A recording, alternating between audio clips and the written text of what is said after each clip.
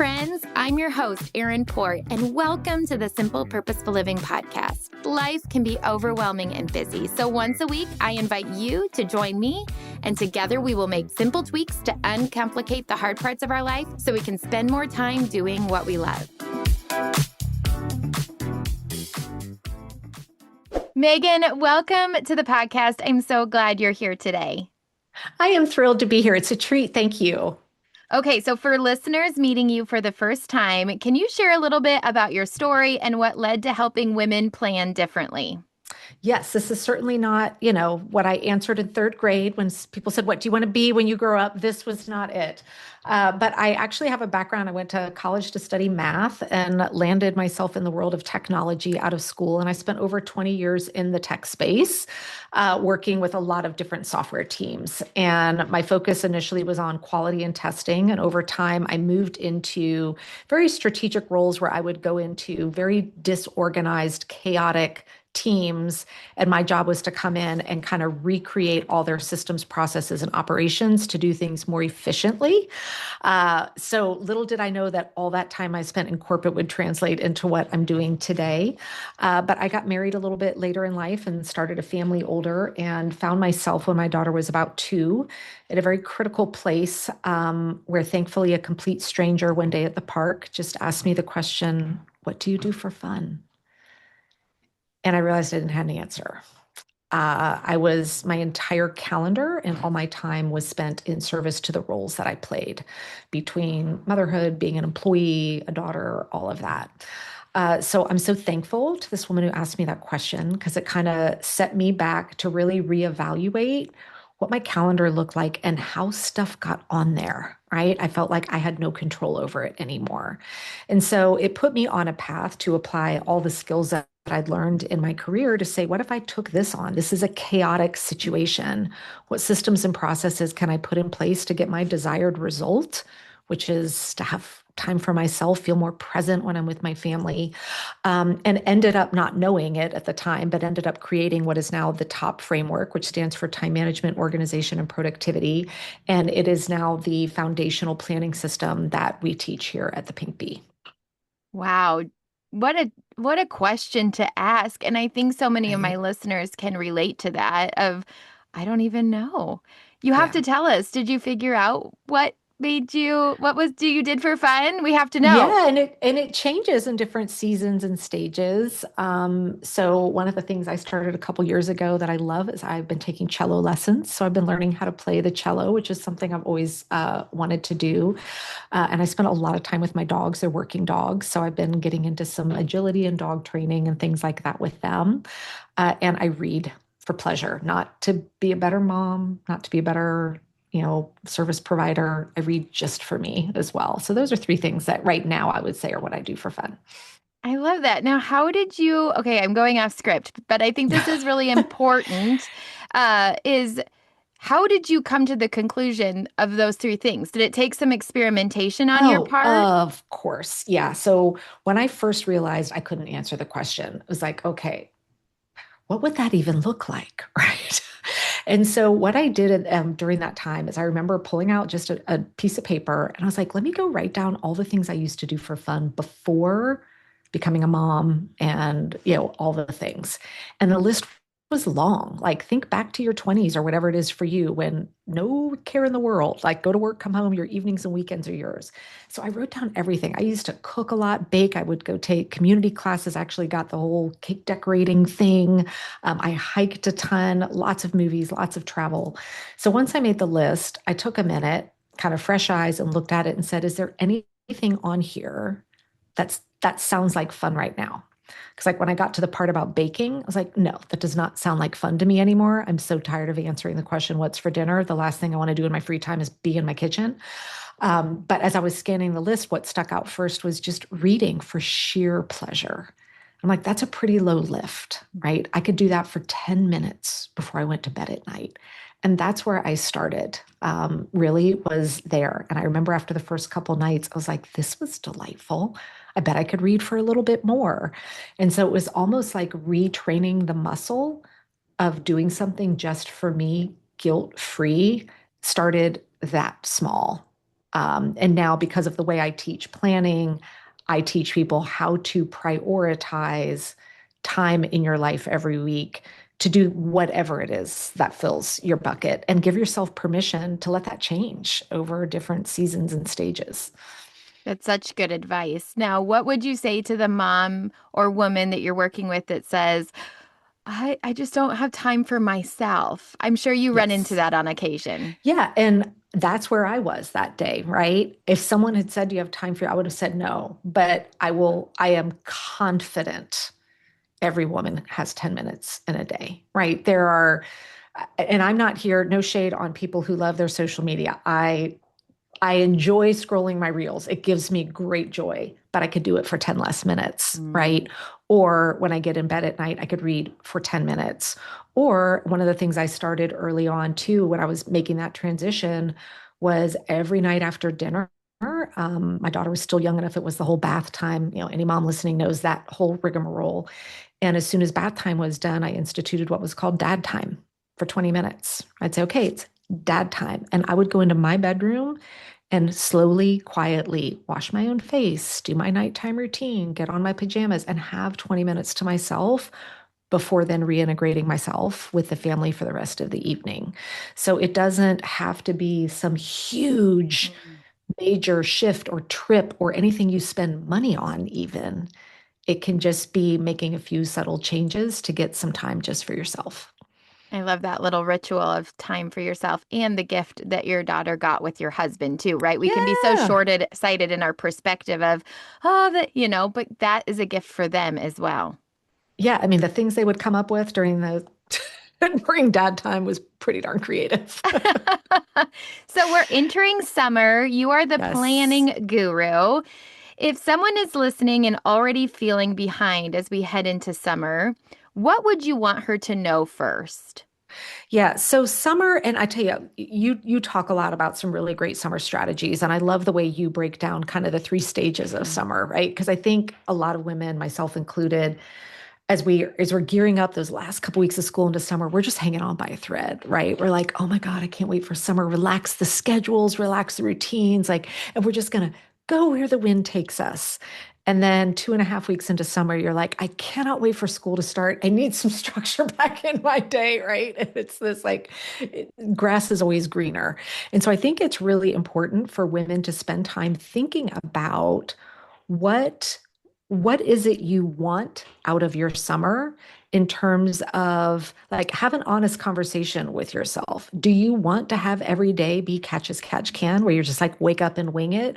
Or are there projects, things like for me, I still run a business during the summer. So are there things that you still need to protect time for, that it requires the right level of structure? So I would always encourage women before summer starts, really sit down and think about what level of structure do you want out of your summer? Where do you need to protect time for things that you want or desire to do versus what do you want that time to be like, hey, let's go to the pool, or hey, let's go to a movie. What do you want that to look like? Because it's going to be different depending upon the age of your kids, what your responsibilities are, where you live, all of that. So good. And you talk about A and B days. And I kind of Yes. wonder, as you approach summer, if this is something that you especially use in summer, and if you can share a little bit about Yeah, that with our absolutely. listeners. A days and B days are my go-to for summer. It's the only way I think I would survive, keeping myself sane, allowing the business to run, but still giving me a ton of free time. So, and I'll introduce a C day real quick. C days in summer is if we're on a true vacation, like we have packed up as a family and are on vacation. So I like to include that. Like if you're going on a week-long trip to the beach, for me, those are considered C days, and I treat those like true vacation. So A days and B days for me are days where we're just at home, and it's a regular summer, Monday through Friday. And we'll talk about why I want to distinguish that versus weekends.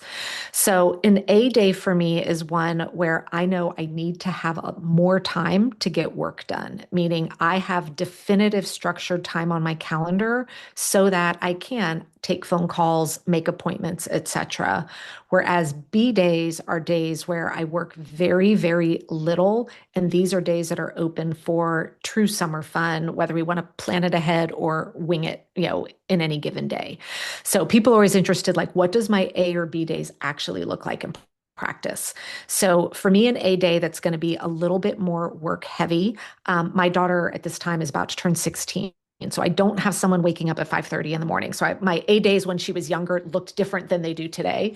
But my A days are one where if I'm doing more work, my daughter knows that you're on your own till lunch. So she's a teen, so she'll sleep in later. And what that does is it gives, and I might make it 11 a.m. depending upon the day, but she knows that I'm in work mode during that time. And it gives me the predictability to plan and have focus time to get stuff done. Then our afternoons are ours. And I'm like, we are doing whatever we feel like doing in the afternoon, whether it's pool, whether it's games around the house, whatever that might look like. Maybe it's a summer movie. And then right after dinner, I'll do just a quick 15 to 20-minute check-in with work just to make sure nothing has come up that requires my immediate attention. So, and on those A days, I will wake up a little bit earlier. So that way I can get a good solid, maybe 4 hours of work in during the day. Now, on our B days, she knows 10 a.m., like it's go time. So for those, I would be getting up and I'm usually only working 2 hours in the morning. I'll work from about 8 to 10 and then I'm done. And then we typically are home for dinner. And so I will again do that brief 30-minute check-in either before or after dinner. But I know what because of how I plan, especially for the business, I know how much time I'm going to need typically to just do the recurring stuff for work. And it allows me to each week look at the weather, right? Because I let that play into it. If it looks like Tuesday, Wednesday, Thursday is going to be rainy days, I might structure those as A days and Monday and Friday as B days. Or on another week, I may choose to only have 2 A days and 3 B days. And the cool thing is with these is if all of a sudden it's midweek and we get an unexpected, change of weather, change of plans, I can literally flip flop a day later in the week. Maybe Thursday was A and Friday was B. And on Tuesday, I'm like, I'm going to change them up. And I'm going to basically just treat the 2 days as if they were separate from one another.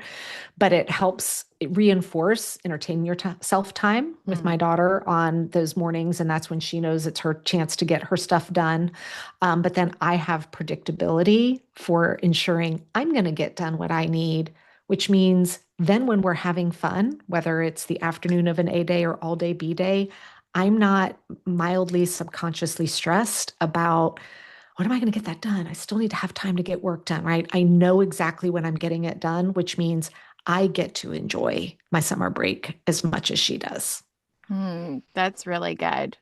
And every week is this part of your planning process then? Because I think Yes. that's the next question. How does your planning process change in the summertime? Yeah. So really and what I teach inside of our core program is people start with a 5-step weekly planning process, and then we evolve to a 10-step one. It takes me 15 minutes, 20 minutes at most each week. So even when people hear that, they're like, how long does that take? Once you've built the infrastructure, you can plan on rinse and repeat. And so in the summer, the one thing that shifts is I'm including the weather into the forecast, and I'm looking at what's on my plate and deciding how many A days are we going to have for this week versus B days, and then building that structure in. And then I go into my typical weekly planning process to determine with my work time, specifically, how am I spending it based on what needs to happen for the business that week. So fascinating. I love this. So, how do women plan for summer? Um, okay, so you kind of talked about the A and the B days, but Mhm. then also what happens when structure changes throughout the week? Like your daughter suddenly forget. I have a 16-year-old too, and like sometimes he'll be like, "Oh, I totally forgot to tell you, but tomorrow morning I need to be here at 8 a.m." Yeah. And you're like, okay. Like, I think for the mom, I talk to a lot of moms who, it's this like level of like, do I plan for control or support? Like, Yeah. and how do I know the difference, if you will? I like that idea of planning for control versus support. So one of the tools that we use in our house that's a game changer is we use a skylight calendar. There's other flavors of it out there, but I call it our family communication center. So It is the place in our kitchen where the planning information that's relevant to the family lives. So during summer, days at the top are labeled as A days and B days. So on Sunday, we're reviewing this as a family. This is my daughter's opportunity to provide her input for what she has. And because she is an age of that, if it is a point where it's the night before and she's coming to me and going, hey, some friends are getting together, can we tomorrow? And maybe it was an A day and it might require a change. Um, my answer is really going to vary in the moment. If it's a commitment that's hard for me to break, my answer is going to be, I'm sorry, it's an A day and this is something I can't move. Now, if it's something I can be like, hey, why don't we swap this A day for this B day? Totally can do that. And then I'm not wondering how something's going to get done. I'm just choosing to treat the days differently that way. But a key part of this is I'm not just quietly by myself deciding A days and B days. We're doing this together. And it sounds like, from what I'm hearing, A days and B days require what you need to do in your business or if Absolutely. somebody doesn't own their own business in their life. So Yes, you it could be, yeah, the list of, okay, here are the things that I want or need to get done this week, whether it's stuff around the house, a project for yourself, whatever it is, so that these are the structured-ish times that I can feel confident I'm going to have to get that done, so that then when we're in play mode, I can truly enjoy it instead of, being always like having the laptop at the pool or, stepping outside to take the phone call, or you're the one getting up at 5 a.m. to do the chores around the house. That's not right. It's your summer too. So it really gives that confidence of having the time that you've protected for yourself to then have the time to enjoy downtime when you're having it.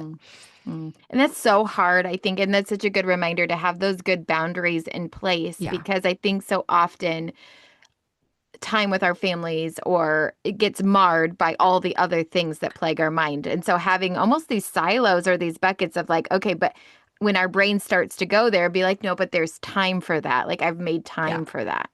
And when my daughter was much younger, my schedule looked different to support what worked better, at that season of life.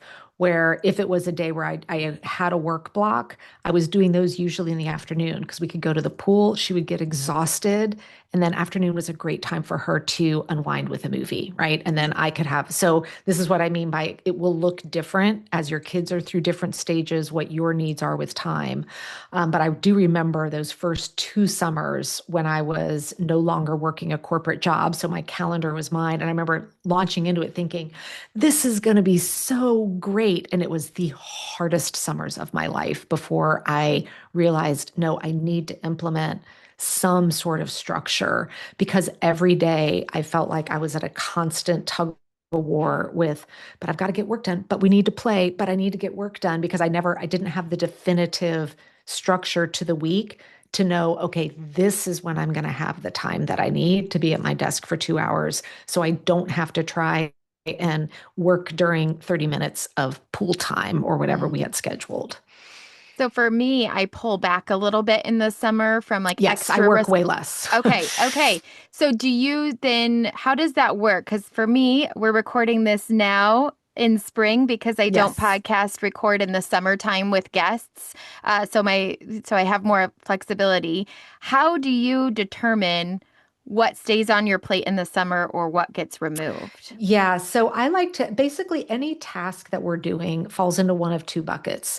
It's either a recurring task that happens on a regular cadence, right? There's stuff we do every day, there's stuff we do every week. And this is true both, in your home versus work, right? There's laundry I do every week, there's a podcast that goes out the door every week, right? So same Mm-hmm. thing.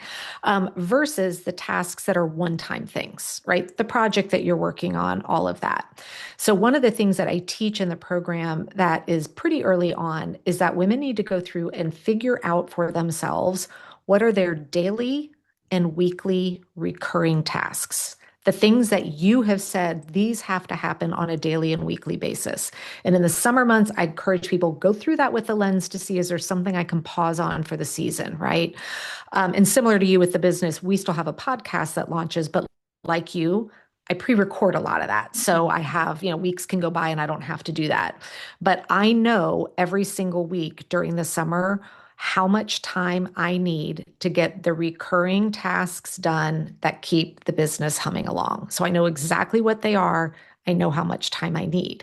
So this is why I know exactly how much time I need to have inside of my A days to just get in and get all the work done that I needed for the business. And over summer months, you will see we're not doing project work. It's very intentional with how we plan and structure the business. So there is no huge, at the beginning of June, I'm not going to be saying, let's embark on this new project that we want to have done at the end of August.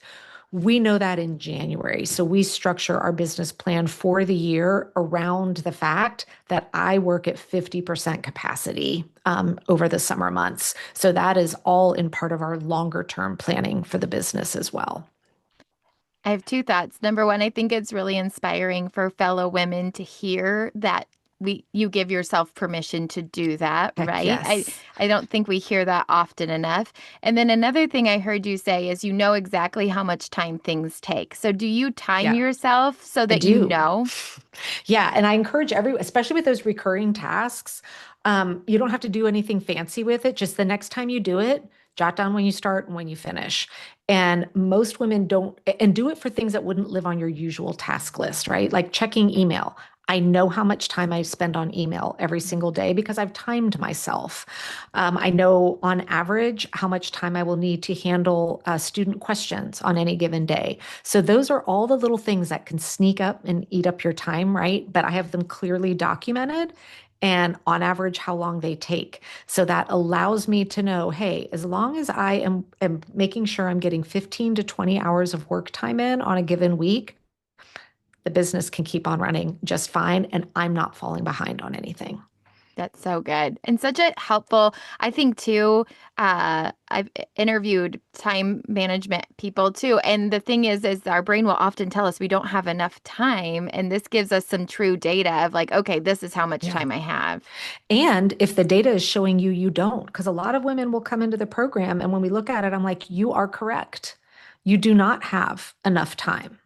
So now we get to make tough choices, right? Mm, What are we going to do about that? And what shifts there is that the subtle thing that most women in particular are struggling with is believing that everything has to be done and it has to be done by them. mm, Right. So I love using a shopping analogy. If you were to go up to the counter with your bag of groceries and they rang it up and it was $100 and you had $80 with you, they're not going to go, you're good. You're going to have to put $20 of food back on the shelf.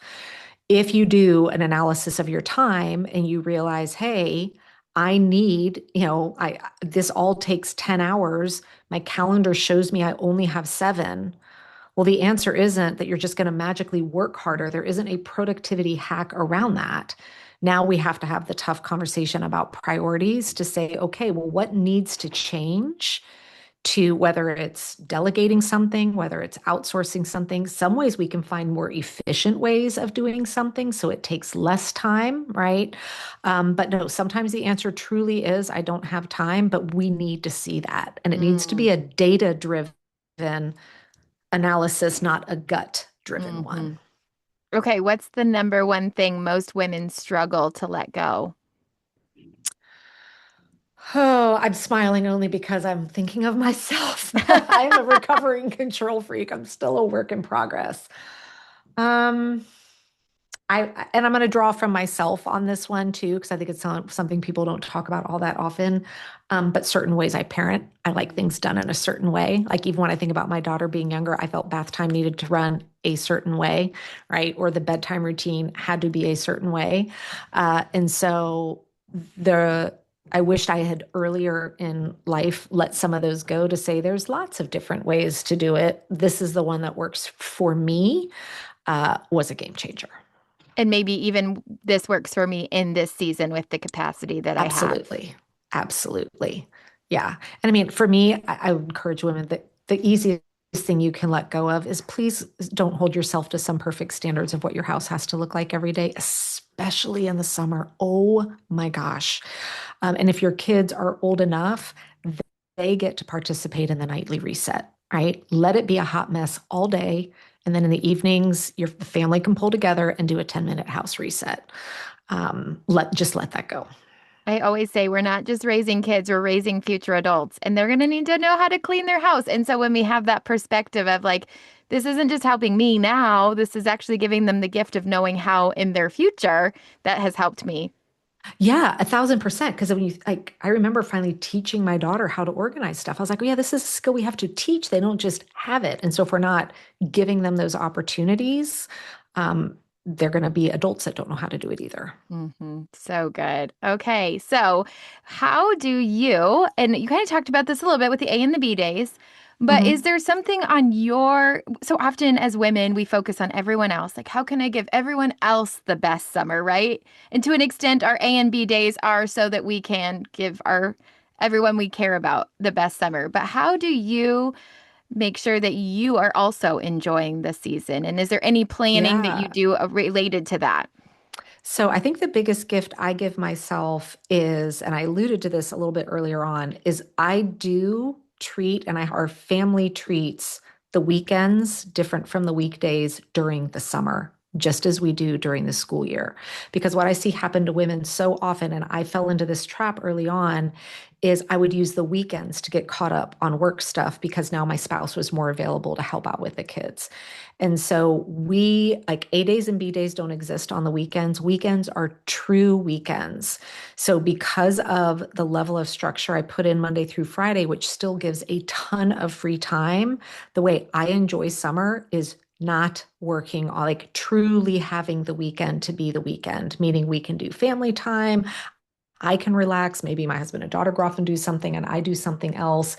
But to not let that blur of every day feel the same, because then I think you'll find you never get a day off. So I do not allow myself to work on the weekends. This summer, I'm making one exception only because I'm in the middle of wrapping up a manuscript. And so that weekend time tends to be quieter and I enjoy that. So, but that's a choice, not being imposed upon me. But I would encourage you, even with your family rhythm, let the weekends feel like weekends, and keep a little bit more structure during the week. It also helps that transition back to school a little bit easier if every day doesn't feel like a Saturday. That's really good advice. And also, you slipped in there that you're writing a manuscript. That's exciting. Yes, it's terrifying. I would not say this is what I do for fun, but I'm so excited about having it done.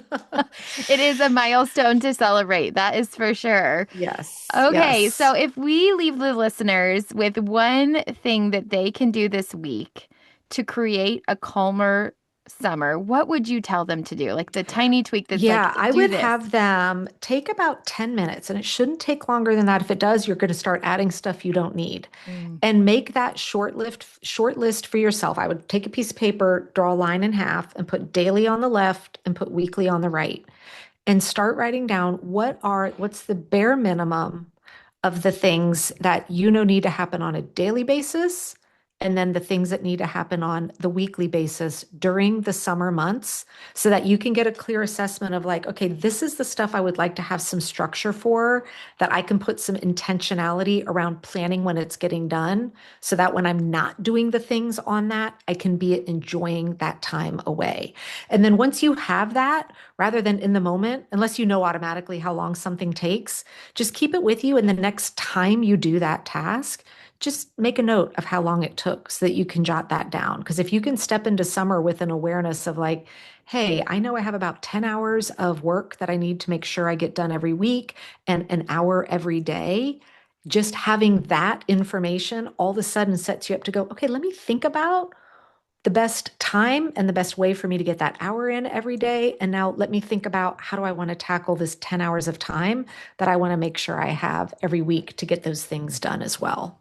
That feels so practical. I'm off to do Yeah, that and after. it's a really light lift. And again, you get to decide when and how. This is not prescriptive of you must do it on when, like give yourself permission to change it every week. But knowing that budget of every week instead of the constant list in the back of your mind that you're out at the playground in the back of your head, you're like, when am I going to get that thing done? Right? It's going to be a low hum all summer long if you don't make it visible and then put a little bit of structure around it.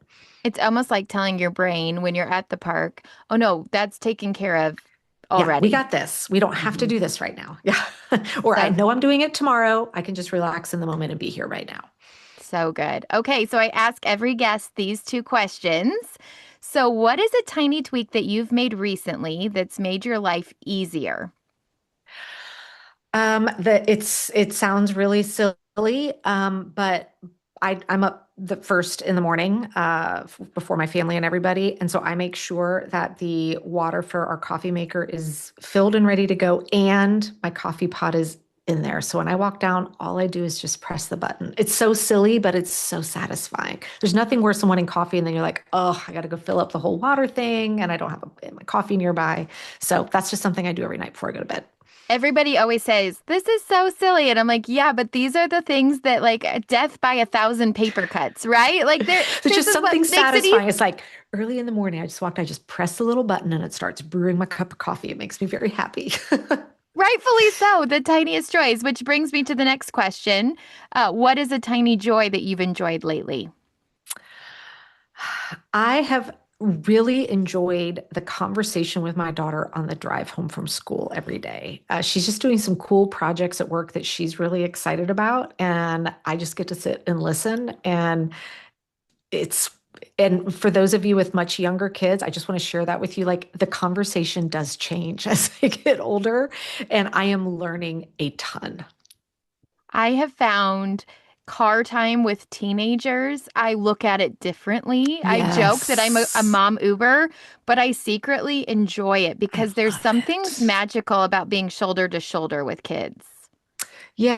Yeah. And as I love that you brought that up because I've been saying like my daughter's going to get her license this summer and her school is quite a ways away. So I spend some days 2.5 hours in the car doing the back and forth. And so I've been saying like, oh my gosh, I can't wait. I can't wait. Like this is my last year. But then part of me on the inside the other day, I thought if I could still drive her, but then just get teleported home, I probably would because I'm going to miss that conversation time together a lot.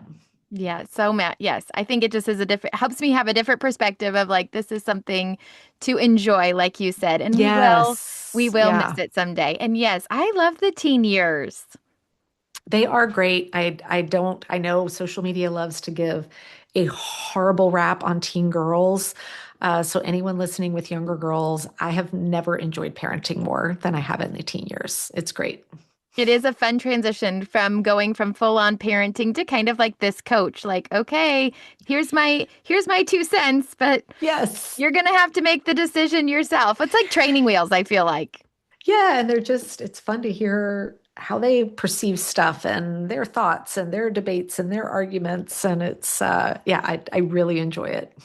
All right, Megan. Well, I know that you have an app to help people get organized, planned. So tell us a little bit about that app. I will put it in the show notes, but I'd love to hear how they can connect with you and that app. Yeah, so the app is both in the Google Play and Apple Store. It's a free app. You just go to the pink bee, all one word, and you can download it. You'll see a big pink bee on the icon, so you'll know that's it. And I love to encourage people to go there because once you create your account in there, there's two free kind of courses in there that are available. And one in particular is an overview of this time management framework that I teach. So it really gives you an understanding of what does this top framework look like, how, be able to see it in action a little bit. Because it's one thing to talk about like, oh, a time management system. It sounds very restrictive.